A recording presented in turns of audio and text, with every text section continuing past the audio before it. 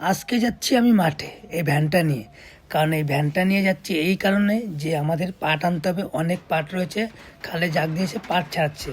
তো ভ্যান না নিলে আমি পাট আনতে পারবো না, তাই আমি যাচ্ছি। কিন্তু যাওয়ার পথেই মানে আমার একটা ভাইয়ের বলেছে আসতে, তো আমি সেখানে গিয়েছি। তো তার ভাইয়ের নাকি মেয়ে হয়েছে, তার উপলক্ষে মিষ্টি দিচ্ছে, তো আমাকে বলছে খেয়ে যা।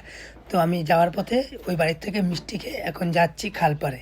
আর খালপাড়ে দেখতেই পাচ্ছ, খালের সাইড দিয়ে কলা সব কান্দিগুলো ঝুলে আছে। তো আমি বলছি বেশ ভালোই হয়েছে, মনে মনে করছি যে আমি কলা নিয়ে যাব, কিন্তু না, লোকে ধরে পিটাবে।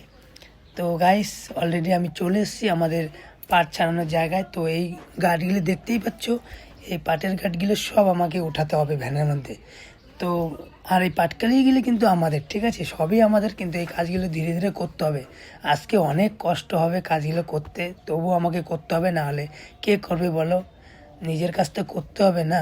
আর এই কাকারা কাকিরা পাট ছাড়াচ্ছে, দেখতেই পাচ্ছ তোমরা। অনেকে হয়তো জানো না যে পাট কীভাবে ছাড়ায়, তো দেখে নাও গাইস পাট কীভাবে ছাড়াচ্ছে। তো গাইস, আমি কিন্তু পাটগুলো সব উঠিয়ে ফেলেছি ভ্যানে, ঠিক আছে। তো এখন আমাকে ভ্যানটা নিয়ে যেতে হবে। তো গাইস, আমি ভ্যানটা নিয়ে যাচ্ছি। তো আর কথা আছে না, মেহনত করলেই তুমি ফল পাবে। তো সো গাইস, ভিডিওটা ভালো লাগলে একটা সুন্দর গঠনমূলক কমেন্ট শেয়ার হয়ে যাবে। Tata, by.